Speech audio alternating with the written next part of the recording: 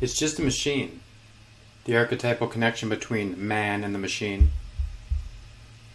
More women are interested in typewriters than men these days, as an aside.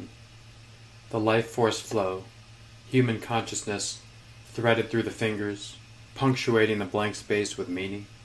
Poignant reflections, infusing time and space with something tangible.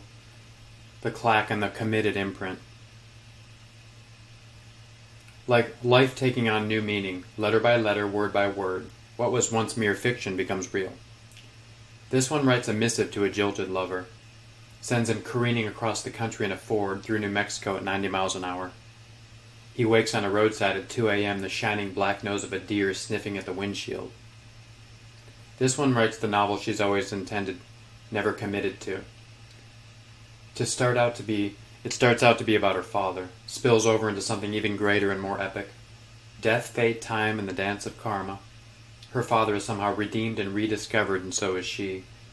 This one just sits on the desk, next to a cup of coffee, and writes out the day's manifesto. It's a ritual that enlivens her life in this quiet place, this new chapter of life. The sacred covenant between God and her deepest being. An agreement on how she'll use her most precious limited resource, time. A typewriter is just a machine until you transmute it into something more. When you invest your time, learn to dance with the mechanics, to dialogue with your literary ancestors, it becomes something far greater, a bridge between you and your most cherished dream. People will shout that it's impractical, suspect, dangerous, dumb. They're lacking something critical, the context.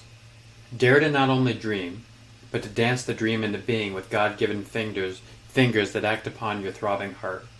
Right on, my friend. Right on.